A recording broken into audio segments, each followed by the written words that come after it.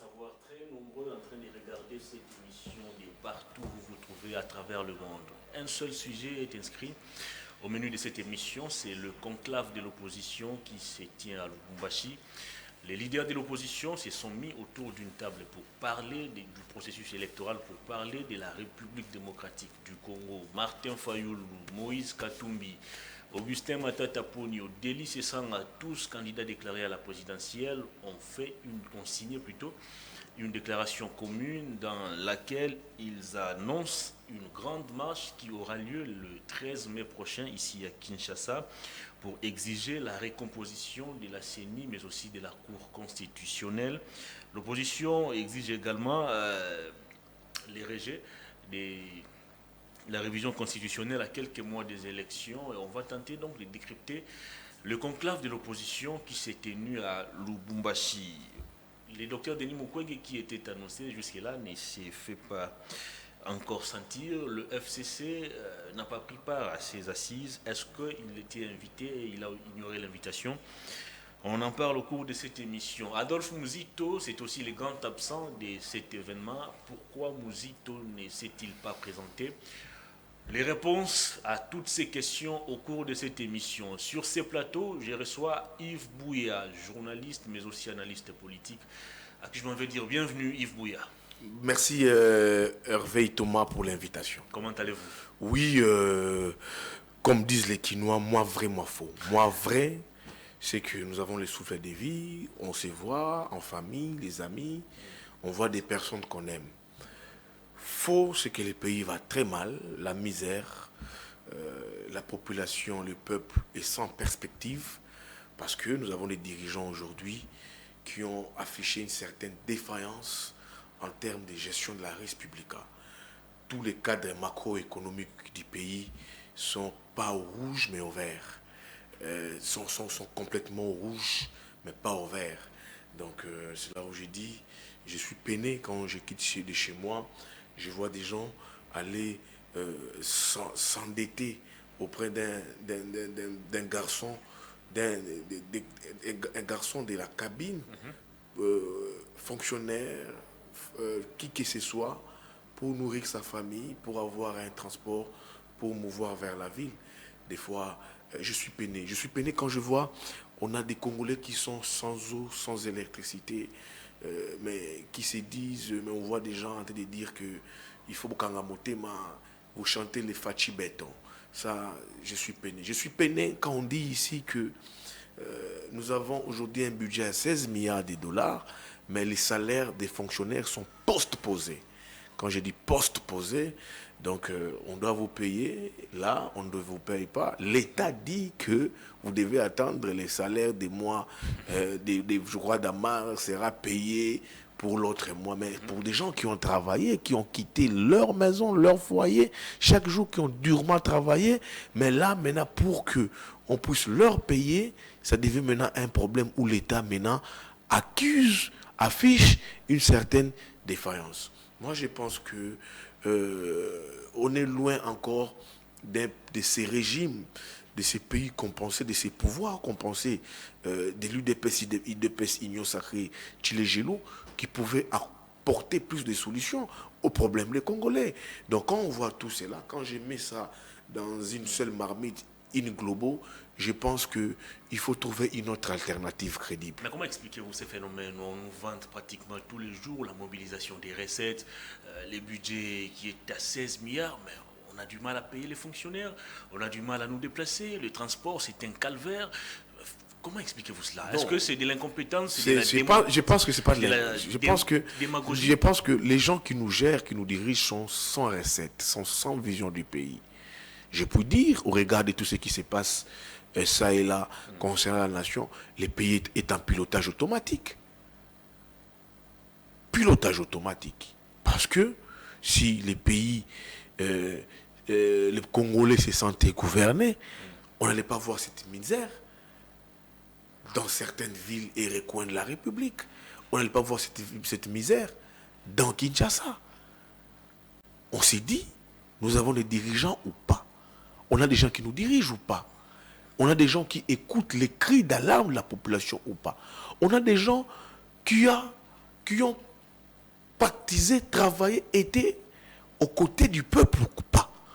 Tu sais, quand Mouzé avait pris le pouvoir, Hervé Thomas, on avait senti, je n'ai jamais été d'accord avec Mouzé par sa façon de travailler. Il est arrivé au pouvoir, il a fermé certains partis politiques ici. Mais Mouzé avait donné de l'impulsion, de l'impulsion, et tout le monde respectait, tout le monde obéissait. J'étais encore en ce moment, je pourrais dire, un fœtus, si pas un fœtus, j'étais encore tout gosse quand Tshisekedi était nommé comme Premier ministre. On a senti l'impulsion qui a été donnée, les gens qui savaient, qui s'étaient accaparés des biens appartenant à l'État, tout était venu déposer. L'impulsion. Mais dans ces régimes, ici, UDPS, Union Sacrée Tilé-Gelou, même l'impulsion n'existait pas. Comment pouvez-vous en ce qui concerne l'intérêt de la population, en ce qui concerne l'avancement du pays, les projets de développement, ça n'existait pas. On ne sent pas ça. Il y a des projets qui sont lancés. Mais oui, c'est des projets tape-œil cosmétiques. 145 territoires. Mais où en sommes-nous? Tous les territoires, toutes les provinces, les territoires n'ont pas les mêmes problèmes, ne connaissent pas les mêmes difficultés. On doit les reconnaître ça. C'est pas dit que quand on donne 10 millions de dollars, par exemple, en Banzangou, dans mon territoire, et que on va encore dans un autre territoire vers le sud, qui veut le nord, qui veut Guémena là-bas, tous les territoires ont les mêmes problèmes. Non. Exactement. Ce n'est pas ça la vraie motivation. La vraie motivation, il fallait porter une vision et un projet pour le Congo. C'est là où je me demande, est-ce que les pouvoirs UDPS, Union Sacrée, Tilé-Gelou, portaient-ils une vision pour le Congo? C'est ça les vrais débats. On ne peut pas aussi nous dire ici qu'on construit des routes, on a l'hôpital Kanchachi, on a réhabilité là-bas, on a mais les vrais débats aujourd'hui, c'est quoi? C'est combien d'emplois créés? C'est ça les vrais débats. C'est combien de personnes à la retraite? C'est ça les vrais débats. C'est comment la paye des enseignants. On ne peut pas avoir aujourd'hui un gouvernement où tout est budgétivore, où tout va dans les institutions. Donc vous faites travailler les Congolais, vous faites travailler les Congolais pour que les institutions bouffent cet argent. Mais vous nous parlez que nous avons un budget de 16 milliards. Mais du temps des Kabila, nous avons un budget de 16 milliards, 4 milliards. Matata Mouzito. Mais les salaires étaient payés à temps. Entre les 15 et les 20. Oui, à temps, entre les 15 et les 20. Le maximum, les 28. C'était payé à temps. Mais vous avez un budget de 16 milliards où on voit lui-même Kazadi qui dit, le gouvernement communique. Mais comment on ne sait pas payer les salaires? C'est quand même grave, c'est paradoxal. Mais vous faites travailler des Congolais. Les gens quittent chaque matin chez eux pour aller travailler. Dans des conditions très difficiles. Dans des conditions très difficiles. Vous ponctionnez de l'argent. Mais ces Congolais qui vivent déjà dans la précarité, qui attendent son dû pour scolaire ses enfants, qui attend son dû pour payer son loyer, qui attend son dû même pour pallier à certains problèmes familiaux. Non, c'est l'État qui vient s'excuser pour dire nous allons postposer les salaires. Non, il faut postposer les salaires. Il faut mettre les salaires en veilleuse. C'est ça, ils ont mis les salaires en veilleuse. Les salaires des Congolais ont été mis en veilleuse. Entre-temps, tu vois. Mais dans notre temps, vont payer les loyers. Non, mais les gens vont payer les loyers. Les gens vont manger comment? Comment les gens vont aller à l'école? Le salaire, c'est un contrat. C'est un contrat entre l'employeur et l'employé. C'est les dû d'une personne. C'est sa sueur. Mais l'État vient dire, vous dites, Fatimbe, 16 milliards, il dépasse, Tilé-Gelou, 16 milliards. Mais comment vous ne payez pas les Congolais? Parlez avec des fonctionnaires. Moi, j'ai rêvé de la place Golgotha. Ils sont très déçus. Ils sont déçus. Ils m'ont vu. Journaliste, je suis désolé, j'ai parlé avec eux. Je dis, c'est quoi les problèmes? Talawa.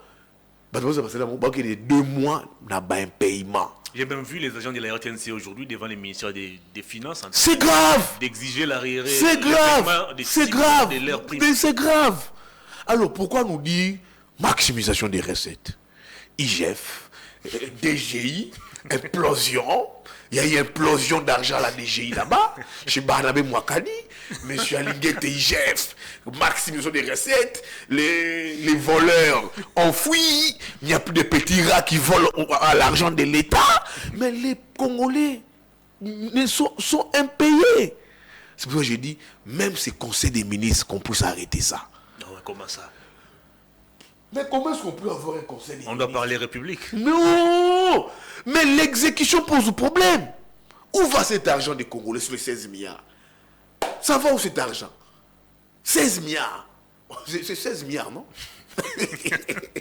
Donc, on nous a vendu de l'illusion. Tout a été chimère. Il n'y avait rien de concret. Si c'était réellement du concret, les Congolais étaient payés. On n'allait pas mettre en veilleuse les salaires des Congolais. On n'allait pas post-poser les salaires des Congolais. On n'allait pas voir cette misère dans les foyers qui se lit même sur les visages des Congolais. La misère se lit sur les visages des Congolais. On n'allait pas voir des candidats magistrats abandonnés. On n'allait pas voir des candidats magistrats qui ont candidaté. Certains ont quitté les provinces en difficulté. Avec leurs frais. Ils sont ici, certains sont logés à leurs frais. Et puis après 2500, on les abandonne. Certains sont morts, on les abandonne. C'est quel pays? C'est quel pays ça? C'est quel pays? C'est là où j'ai dit, il faut une alternative. Maintenant là, c'est Congo de l'humiliation. C'est Congo de la misère. C'est Congo où on voit tout est en pilotage automatique, rien ne marche. C'est Congo où les indicateurs, tous les indicateurs sont au rouge au lieu d'être au vert. C'est Congo qui est devenu ce champ de tir où on voit plusieurs armées étrangères chez nous, on ne sait pas où qu'est-ce qu'on fait. C'est Congo où le Congolais n'est plus respecté. C'est Congo où Moutade Faramapa, Moutade Faram 500 francs de transport, au Lazong Sango à Kimi. C'est Congo où les gens mangent dans le système.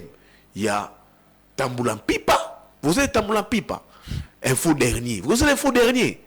Donc les parents doivent aller au marché à 22h pour que la maison puisse manger parce que les parents doivent batailler dur pour que la famille mange. Ce Congo doit s'arrêter. Très bien. Ce Congo du vent. Ce Congo nous dit non, c'est pas Kabila, c'est Kabila, ce n'est pas nous. La faute aux autres. C'est Congo des boucs émissaires. C'est Congo où les dirigeants pleurent, qui n'apportent pas de solutions. Il faut que ce Congo puisse s'arrêter. Il faut une alternative crédible. Donner les sourires aux Congolais. Faire respecter les Congolais. Honorer les Congolais. Tout Congolais est à mesure d'aller dans un supermarché à ce Blurabimi. Pas dans un pémoni, dans un supermarché. Badasali Moulongo Kobanda Awati échangeur. Les gens là font la queue pour aller dans un supermarché. Ça, c'est pas ces Congo. C'est Congo où les gens vont s'endetter pour manger un pain, pour emprunter des transports pour aller au travail. Où tout est difficile, la donne est difficile. Mais, on évolue ces Congo. Dans l'entretemps, nous avons des dirigeants qui ont amélioré leur vie. Quand je dis dirigeants, je parle de tous les dirigeants qui ont amélioré leur vie, que ce soit députés nationaux, provinciaux, ministres, conseillers, des gens qui ont amélioré leur vie, mais qui n'ont pas amélioré les conditions de vie de la population, du peuple. Mais tu vois des dirigeants qui se sont embourgeoisés. Tu le vois, il est là, quand il se lève là debout, costume, cravate, il a des militaires derrière lui. Excellence, honorable, conseiller, Jeep, 10 téléphones. Et honte. Beaucoup de sous-marins. Des vice-mamans. Ça et là. Ayez quand même honte. Quand est-ce que nous, dirigeants, pensez-vous offrir de l'espoir aux Congolais?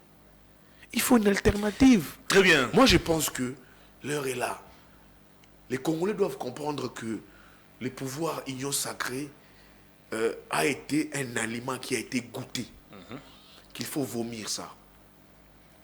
Très bien. Parce que, quand je l'ai dit, on a goûté un aliment, de la nourriture, qu'il faille vomir. Ça n'a plus de recettes à présenter aux Congolais. Les Congolais voient. Les Congolais n'est pas dupes. Les Congolais comprennent.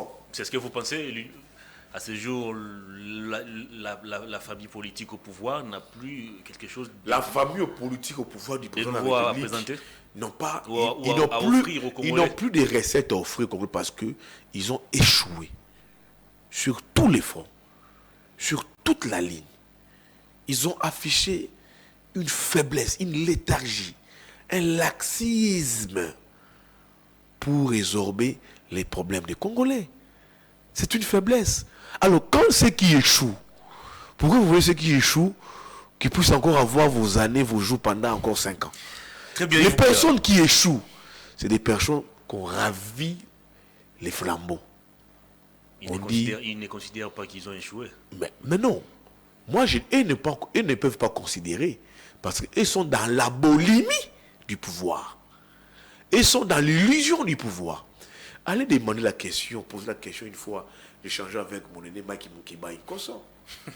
Je dis, mais les vieux Moukeba Inkoso me dit, mais Yves, ça c'est l'illusion du pouvoir. Il me fait répéter ici, en me disant, il travaille encore avec Kinké Moulumba. Kinké Moulumba, dernier ministre porte le gouvernement de l'IAO, du Koulia, je pense. Koulia. C'était le général Koulia. C'était le dernier gouvernement, par le départ de Mobutu, c'était le gouvernement de Koulia.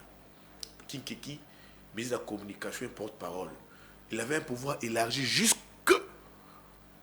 certains conseils de sécurité. Il lit la dernière déclaration du gouvernement. Mais dans l'entretemps, Mobutu la situation est sous contrôle. Sous contrôle. Le pays ne va pas tomber. Vous voyez la boulimie du pouvoir, l'illusion du pouvoir. Il fait la déclaration, il part quelques heures après, il va chez lui, il dit au Moukeba, il s'enfuit. Mettez-moi cette émission ici là fera la une du monde. Le Moukeba est en train de travailler.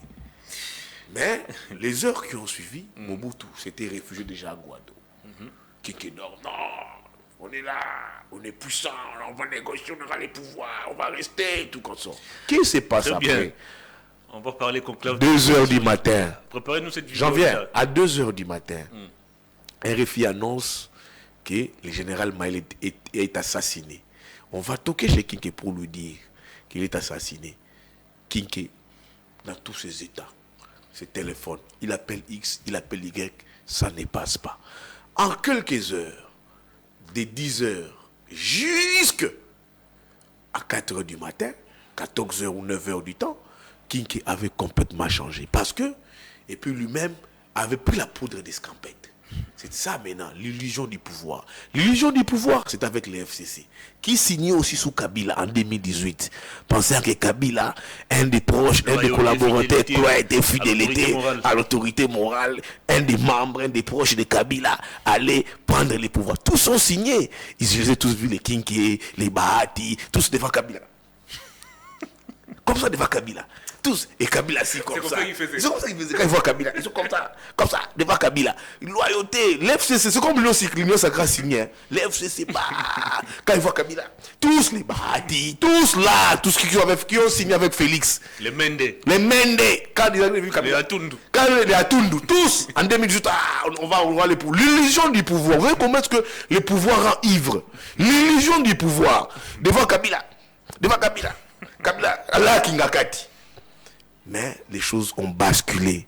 Ce n'était pas Chadari. Très bien. C'était notre donne. L'illusion du pouvoir pousse à croire à l'union sacrée qui peuvent encore et toujours être là. Mais oui, c'est légitime d'être là, avoir un second mandat. Mais qu'est-ce que vous avez offert aux Congolais? C'est là où je parle du bilan. C'est le bilan de Tshisekedi, de l'union sacrée, de l'UDPS. C'est un bilan positif ou c'est un bilan négatif? À mon avis, quand je prends les vraies souffrances et mise à la population, je pense que ce bilan, c'est en dessous des zéros. Très bien, on va retourner du côté de la régie, mesdames et messieurs, pour parler conclave de l'opposition. Je vous propose d'abord de suivre la déclaration commune de l'opposition, une déclaration signée par Martin Fayoulou, Moïse Katumbi, Augustin Matata Pogno et Délice Sanga, qui a été lu par Olivier Kamitatou. Suivez et on se retrouve tout juste après pour le décryptage. Constitutionnelle à quelques mois des élections.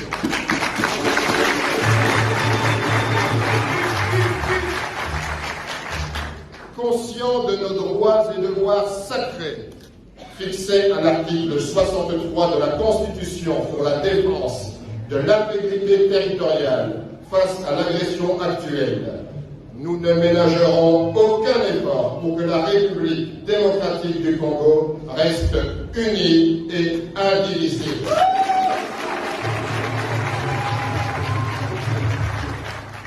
Ainsi, nous exigeons 1. La désignation consensuelle des animateurs des organes de la CENI. 2. La révision de la loi électorale. 3. La recomposition de la Cour constitutionnelle.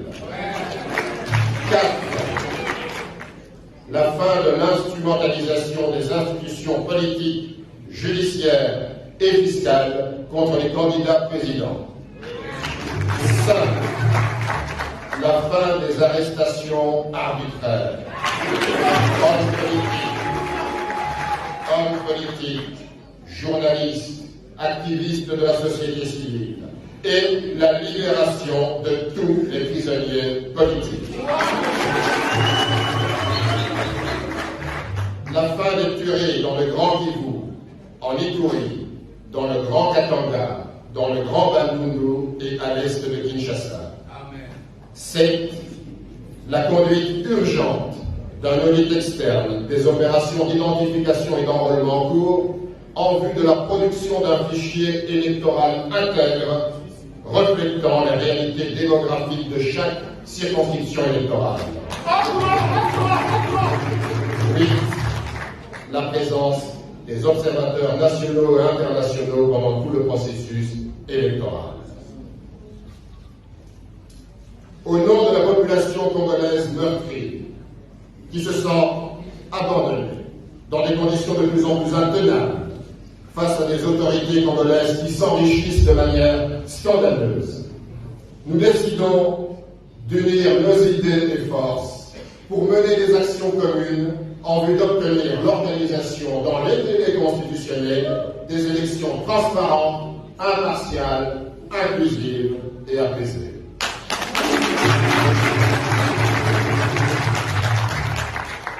Nous appelons la population congolaise à résister, à exercer une vigilance citoyenne et à ne plus assister impuissante à la déliquescence de la République et au pillage de ses ressources. Dans ce cadre, nous, signataires de la présente déclaration, nous nous engageons à demeurer solidaires dans l'unité d'idées et d'actions pour faire aboutir la lutte du peuple congolais pour un véritable état de droit. Et demandons à toutes les Congolaises et à tous les Congolais, qu'ils soient au pays ou dans la diaspora, à toutes les forces politiques acquises au changement, ainsi qu'à la société civile, à se mobiliser afin de prendre le destin de notre pays en main. En conséquence, une série d'actions sera mise en œuvre pour faire aboutir nos revendications qui sont l'expression du peuple congolais tout entier. La première activité sera une grande marche le 13 mai prochain à Kinshasa pour dénoncer 1. L'insécurité grandissante, 2. La vie chère et la misère du peuple, 3. Le processus électoral chaotique. Il s'agit de la patrie et non des individus. Que vive la République démocratique du Congo forte, unie et indivisible. Les signataires, Martin Fayulu Madidi, président de l'ECD, Moïse Katumbi Jaboué, président de Ensemble, Augustin Matata Pogno, président de LGD, Denis Esaga Ipungu, président de Envol.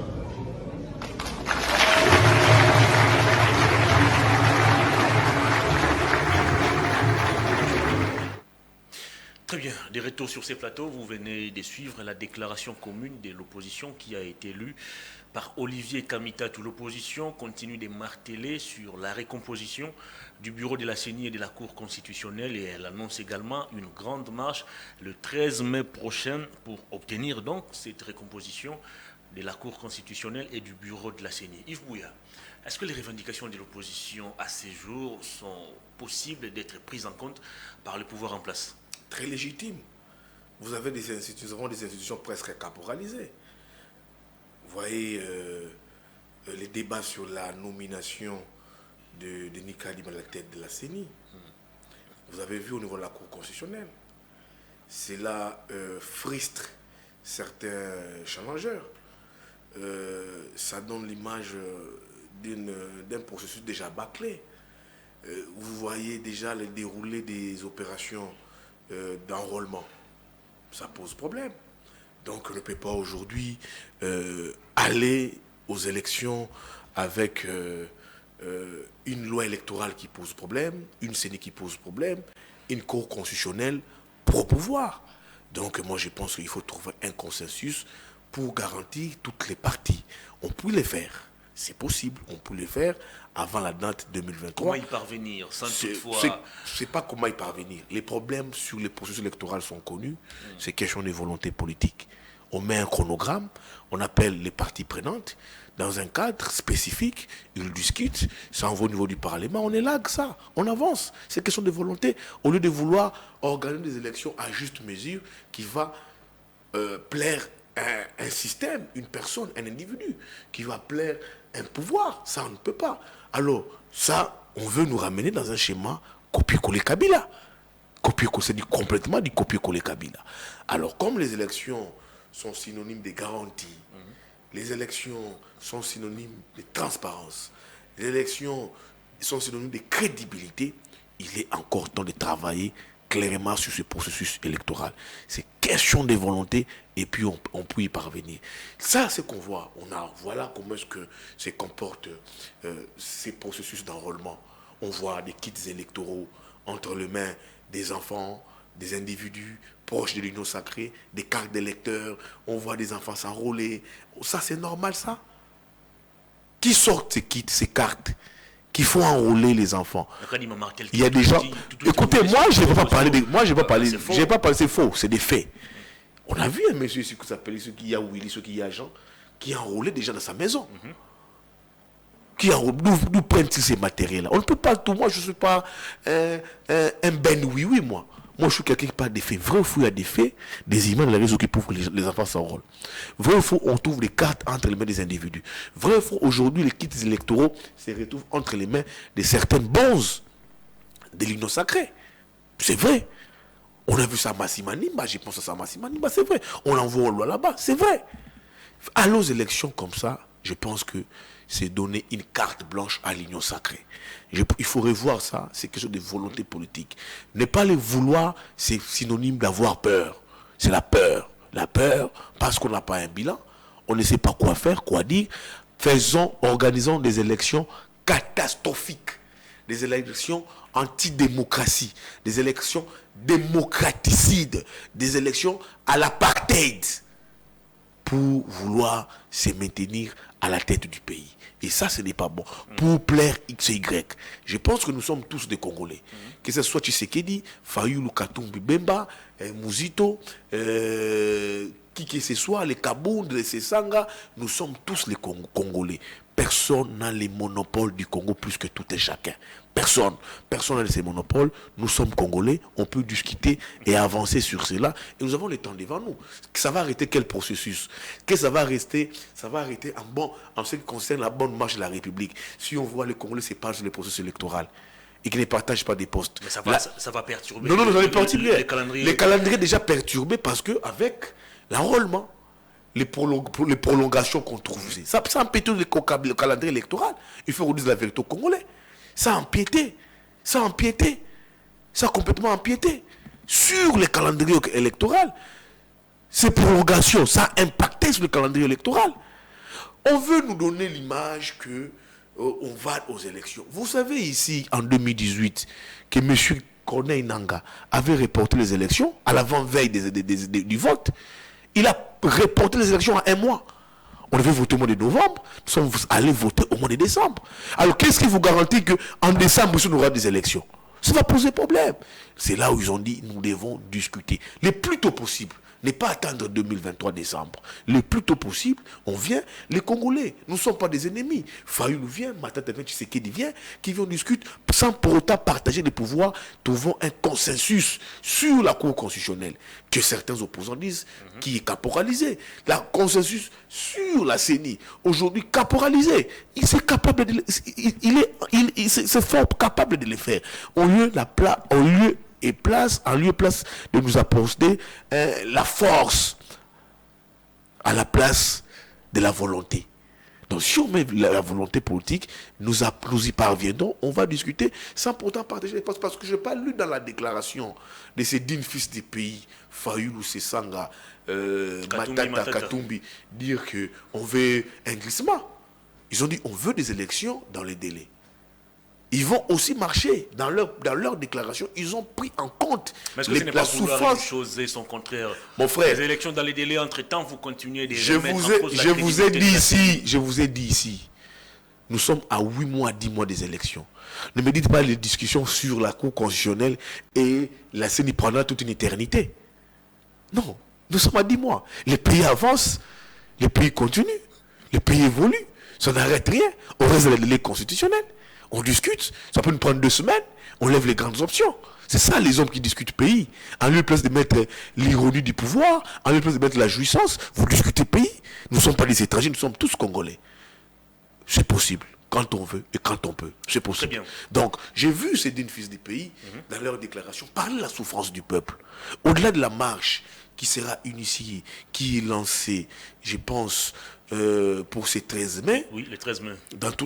Sur l'ensemble du territoire national, ils vont aussi marcher sur l'insécurité, l'instabilité. Ils vont marcher pour la misère et la pauvreté qui porte la peau des Congolais. C'est d'une fils du pays, on dit, voilà, on doit marcher ensemble. On doit soutenir ça. C'est une alternative maintenant face à l'union sacrée. Ces blocs, anti-Tshisekedi, je pense que les peuples peuvent donner de la confiance à ces blocs. Moi, je vais ici un peu tirer certaines choses au clair. J'ai vu des gens entendre. J'ai entendu des gens dire pourquoi ils sont allés. Ils sont allés Pourquoi seulement le Lubumbashi? Ils sont allés souffrir chez Katumbi. C'est Katumbi qui a pris des billets, des hôtels. Non. Je pense que ces personnes-là, c'est des personnes responsables, avec forte personnalité qui s'organisent, qui ont des partis politiques, qui ont les moyens de leur politique. Pour que Fayoulou se rende dans le Lubumbashi, il doit attendre l'argent avec des Katumbi. C'est un des discours pour désigner les gens pour diviser. Le choix de la ville de Lubumbashi? Écoutez, j'en viens. Sachant que les 3 autres leaders restent ici à Kinshasa. J'en viens. Pour que Katumbi aille le Lubumbashi sa délégation, Fayoulou aille le Lubumbashi sa délégation, il faut que Katumbi lui envoie de l'argent. Il a un parti politique qui fonctionne. Il a des cotisations de ses membres. Il a lui-même payé la délégation des Voskito, c'est le parti qui a payé. Ils sont logés, bien logés.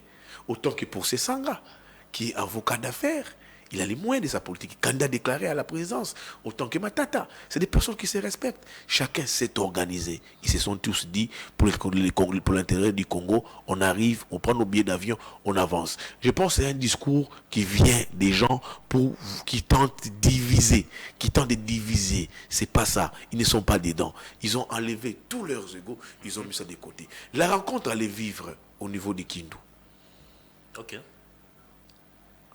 Mais, un moment dans les discussions, ils se sont dit, parce que Katumbi a dit non, s'il pouvait m'accorder ces privilèges, de commencer par moi. Mais les débats, la direction était de Kindu. Ils ont dit, ok, ça va, pour prouver l'unité, la sincérité entre eux, ils ont dit, ça va, allons-y. Mais chacun s'est organisé à sa manière. Est-ce qu'on peut parler d'unité alors qu'Adolphe Mouzito n'a pas associé dans cette histoire, alors que c'est aussi un leader majeur de l'opposition? J'en viens. La prochaine rencontre va se dérouler à Kindu. Okay. Après Kindu, il y aura tant d'autres villes du pays où vont pavillonner, circuler ces leaders. ils seront à Goma, ils seront à Bukavu, ils seront dans l'Équateur, ils seront à Bandundu. Ça, ils ont juste placé les bases. Ils ont juste placé les dés pour dire que non, voilà, nous sommes déjà aujourd'hui dans une dynamique et on doit avancer. La question sur Mouzito, c'est son choix. Je l'ai suivi sur RFI. Mouzito dit, il n'est pas ni avec les pouvoirs, Tshisekedi, c'est ce qu'il a dit, il n'est pas avec les blocs, les blocs de Kwartos, qui ayant vu les jours à Lubumbashi. Il ne va pas renoncer à sa, il va pas renoncer à sa candidature. Je comprends qu'il va mener une lutte seule. Justement, parce qu'il a été isolé au niveau alors, de l'opposition. Non. Il n'a pas été isolé. Mais comment ça? Mouzito ne partage pas peut-être point de vue là. Les points de vue, c'est légitime pour lui. Des Fayulu, des Katumbi, des Matata, des Sanga, c'est son point de vue. C'est à lui maintenant d'équilibrer sa donne politique, son schéma politique. Là, il devient incompris. On ne sait pas les situer politiquement. C'est à lui maintenant de requalifier certaines choses. Politiquement, on ne sait pas les situer. Il est dans l'opposition. Mais dans l'opposition, oui, il va mener un combat seul. Tu sais, moi, une fois, je suivais Martin Luther King. Luther King, je retiens une de ses phrases dans un discours. Il dit, seul, on va vite. Ensemble, on va loin. Le président Adolphe Mouzito, je le respecte. Je respecte ses positions politiques. Mais là, maintenant, sa ligne politique, je sais qu'il est dans une offre politique qui va présenter au Congolais. Mais sa ligne politique avec le problème de Lamuka, on ne sait plus les situer politiquement. Sincèrement. Certains disent qu'il avait Tshisekedi. Je ne confirme pas. Je l'ai suivi sur RFI, il a dit ses positions à lui. Il n'est pas avec les blocs de Kwartos de Lubumbashi. Il doit définir sa ligne maintenant. Il va mener ce combat seul. Et avec quelle force? L'opposition est un état d'esprit. Moi, les débats de Lamuka, pour moi, Lamuka n'existait plus. Cette wengelisation de Lamuka, je dis ça même pour Fayulu. Fayulu n'a pas besoin d'être Fayulu. Il faut s'accrocher, se cramponner au nom de Lamuka. Lamuka n'existait plus. C'est normal pour les gens de décider des nouvelles langues, c'est dire Lamuka, oui. Mais moi, comme journaliste, j'ai dit Lamuka n'existait plus. Mais il y a une personne qui incarne Lamuka. C'est Martin Fayulu. Mais il a incarné le combat de Lamuka. Il a incarné l'image de Lamuka. Ce débat de paternité autour de Lamuka. On peut se réveiller un matin, tu sais qu'il demande ce débat, cette paternité. Matungulu, Bemba, Kamere peuvent demander cette paternité de Lamuka. Parce qu'ils ont été tous Lamuka, mais bien qu'ils ont l'approche leur a divisé. Fayulu et Mouzito sont restés ensemble, ils ont cheminé ensemble, ils se sont supportés, ils se sont conduits, ils se sont supportés les deux. Ils ne sont plus ensemble, c'est ça la vie. Les principes de séparation est connu. Moi, c'est que je peux leur dire, à Fayulu et Mouzito, d'organiser leur parti politique. Ils ont des partis politiques qu'ils installent, qui puissent organiser leur parti politique. Ces débats de wengelisation de la Mouka n'avancent pas les pays. Ce n'est pas un débat d'idées. Ça se situe où en ce qui concerne l'avancement du pays? Comment on peut ceinturer ça, cartographier ça? Très bien. C'est un débat qui n'avance pas. Les pays gagnent quoi dedans? Les peuples gagnent quoi dedans? Mouzito n'a pas... Non. Il doit voir les enjeux du pays. Les enjeux du pays sont autres en lieu place de ces débats. Pour moi, ce n'est pas un débat, cette wengelisation autour de la Mouka. La Mouka, non. Pour moi, ce n'est pas même pas un débat. Alors, les blocs, je pense qu'ils ont pris des engagements. C'est des personnes avec forte personnalité. Fayulu, Katumbi, Matata, c'est Sanga. Je ne vois pas Tshisekedi débaucher Fayulu.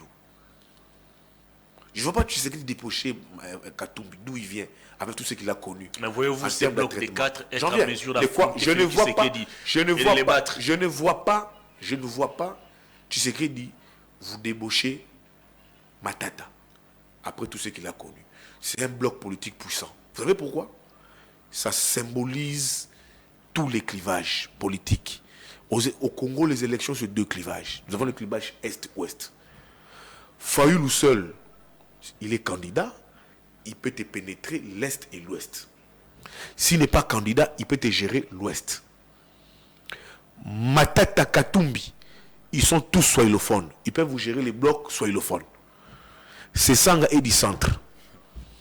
Il est kanangé. Il est d'office écrasé au Kasaï, hein? Non, dans les grands Kasaï, il est kanangé. Les Kananga aujourd'hui, avec tout ce qui est comme une frustration, les Kabouya, non, les Kabound, les François Beya, les Loubaya,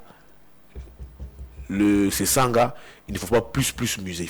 Il faut revoir cette donne-là. C'est aussi le cas dans les grands bandoudous. Il faut revoir cette donne-là.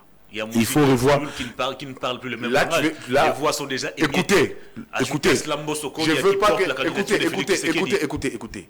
Les Mbosso, c'est des gens qui fonctionnent parce que il est là. C'est un leader également. Écoutez, il s'est fait leader en état président de l'Assemblée nationale. Quand il était simple député avec des calicots, ne touchait pas Mabunda, ils n'étaient pas leaders. C'est des profitos comme on terme, c'est pas une insulte. On dit ça en français, des profitos situationnistes. Les jours qu'ils ne seront plus au service, ils vont tous se récoquifier dans leur petite maison. Dans leur toute petite maison. Tu vois un peu. Ne mets pas à la balance Mbosso et Fayulu.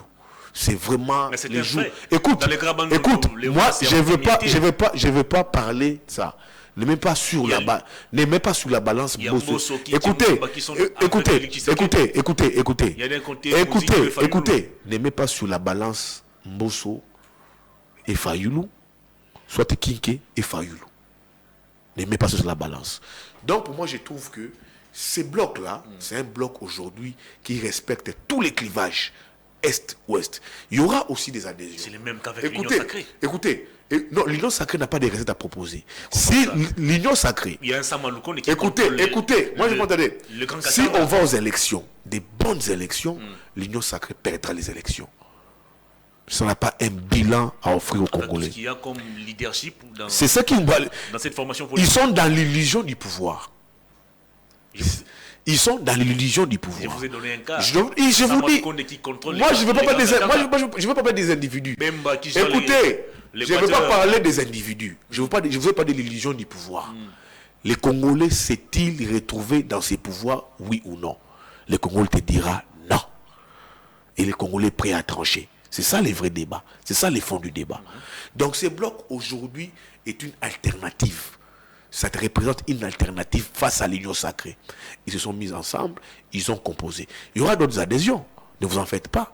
Les catholiques sont assez dynamiques. C'est l'info que je vous donne. Est-ce que Kabila est également avec vous? Ce n'est pas exclu. Ce que vous avez vu aujourd'hui, c'est le fruit d'un long travail en sourdine. Je vous disais ici, j'ai toujours été mal compris, moi, Bouya. Quand je vous disais que l'opposition s'organise en sourdine, on s'organisait. Maintenant, quand l'opposition s'affiche comme ça fait mal à l'Union Sacrée. Hein. Ce qui se manque. Ils ont peur. L'Union Sacrée est tranquille. Non! Je vois l'Union Sacrée de parler, en train d'insulter, c'est la peur. Mais comment ça? Mais mon frère, qui pouvait imaginer? L'Union Sacrée fait bloc autour d'une seule candidature. Voilà. Ça va. Alors qu'on sait, on sait très bien qu'au niveau de l'opposition, écoutez, à un moment donné, l'opposition, les gens vont se diviser. Ça va, mon cher ami, ça va arriver. Mon frère, se positionner. Bemba et Kamere étaient aussi des candidats déclarés à la présidentielle. Après discussion, ils ont essayé d'accompagner Tshisekedi. Autant on verra aussi dans ces blocs de Quartos. Autant on les verra dans les blocs de Quartos. Bemba et Kamere étaient candidats présidentiels. Non, Fayulu l'avait déjà dit. Si le peuple me demande de m'effacer, je m'effacerai. Vous n'avez pas suivi Fayulu. Alors, ne donnez pas l'image. Ça reste un discours. Ne donnez pas l'image de Fayulu. Vous n'avez pas oublié ce qui s'est passé. Ne donnez pas l'image à Genève. Non. Où les gens se sont retirés. On ne veut pas. De à Genève, il y avait une infiltration. C'est là où j'ai dit que ces gens, les Quartos, c'est des personnes avec une forte personnalité. Ce n'est pas ces personnes. Quand ils signent et puis prennent leur téléphone, je retire ma signature parce que la base a dit. Ils ne sont pas ça. C'est des gens qui s'assument avec une forte personnalité. On a vu ici, c'était annoncé. C'était annoncé la présence de Denis Mukwege, mais j'ai pu dire aux gens ici pourquoi Mukwege n'a pas été présent et encore moins pourquoi il n'a pas délégué ses collaborateurs. Est-ce qu'il y a un dubitatif? Non, il n'est pas dubitatif. Non, pas dubitatif. Non, pas dubitatif. Mukwege, les Quartos, tous. Quand je parle des Quartos, j'ai fait allusion aussi à Fayulu, Batata, Sessanga, Katumbi, les Quartos. Tous sont candidats déclarés à la présidentielle. Mukwege est encore acteur de la société civile. Bien qu'il ait un mouvement qui travaille pour sa candidature, l'appel patriotique, qui s'installe, mais qui ne l'a pas encore intronisé comme candidat président. Donc il ne se considère pas encore comme politique, il se considère toujours comme dans la société civile. Quand une fois intronisé comme candidat président et qu'il aura porté sa posture d'un politique, il sera avec les Quartos. Très bien, on a terminé l'émission, cher Yves Bouya, grand merci à vous. C'est moi qui vous remercie. En 30 secondes, qu'est-ce que le public doit retenir de votre passage? C'est que le peuple doit retenir, les Congolais ont aujourd'hui une alternative crédible. Pour 2023, c'est le bloc de Lubumbashi qui vient de naître, qui a affiché l'unité autour d'aucune personne, mais autour des valeurs républicaines pour les Congos, pour le peuple. Ils vont s'assumer, ils ont signé, ils se sont dit que ça ne sera pas une mésaventure, mais ça sera une signature qui va incarner l'intérêt du peuple. Je vois les vociférations et les agitations de l'Union sacrée, j'ai compris que c'est la peur au ventre. Ils ont peur. Il n'est donné aucun bénéfice à ses opposants de s'unir. Maintenant qu'ils s'unissent, pour eux maintenant se disent c'est des petits opposants. Je pense que l'avenir dira trop, l'avenir dira beaucoup. Très bien. Le peuple aujourd'hui a une alternative crédible et moi Bouya, je soutiendrai au nom de l'intérêt du peuple ces blocs et je sais qu'avant d'en arriver aux élections, il y aura l'église catholique avec nous. Il y aura Mukwege avec nous, parce que quand tu vois Mukwege, tu vois Mukwege. Il y aura aussi Kabila que vous avez présenté hier comme le diable. Politiquement, ce n'est pas exclu le travail. On a terminé l'émission. Politiquement, ce n'est pas exclu le travail avec Kabila. Sociologiquement, Kabila doit faire amende honorable avec le peuple. Mais politiquement, Kabila a un parti politique. Politiquement, Kabila a des soucis politiques. Un parti qui Kabila a les moyens de sa politique. Dans les élections. Kabila a été ancien président de la République. Politiquement, on ne peut pas l'exclure. Si Kabila vient, je pense que Kabila est dans la dynamique là, parce que c'est la dynamique du changement. Les Quartos de Lubumbashi est une dynamique du changement. Kabila et l'FCC sont dans une dynamique du changement. Mukwege, bien qu'ils n'étaient pas affichés, il est dans une dynamique du changement. L'église catholique est dans la dynamique du changement. C'est pour dire quoi? Mukwege, Kabila, l'église catholique sont dans la dynamique des Quartos sans pour autant être là, mais ils sont là dans l'état d'esprit. Ils ont tous compris qu'il faut aujourd'hui changer le Congo. Très bien. Et je comprends les agitations de l'Union sacrée. C'est la peur au ventre. Ils ont peur de voir Fayulu avec Matata, avec Katumbi, avec Sesanga et qui arrive Mukwege. Mesdames et messieurs, c'était le tout dernier numéro de Perfect Ils ont Actu. des entrées à l'international. Mukwege, c'est une voix qui porte. Mukwege, c'est une voix qui porte. Faites très attention. Très bien. Donc, la dynamique là, c'est l'alternative crédible face à l'Union française, face à Tshisekedi. Et le Quartos, avec ceux qui vont s'ajouter, peuvent constituer déjà une force, une machine politique pour se déployer à l'intérieur du pays. Et les jours qui suivent, vous leur verrez dans les fins fonds et recoins de la République pour être à proximité avec le peuple, en attendant de peaufiner une offre politique et de se trouver un candidat pour décembre 2023. Merci à vous, et c'est possible. Mesdames et messieurs, c'en est fini pour le tout dernier numéro de la semaine de Perfect Actu. J'avais reçu pour vous Yves Bouya, il est journaliste, il est aussi analyste politique. Avec lui, nous avons passé en revue ces conclaves de l'opposition qui s'est tenu à Lubumbashi. Je vous retrouve lundi pour le nouveau numéro de Perfect Actu. Au revoir, bon début de week-end à tous et à chacun.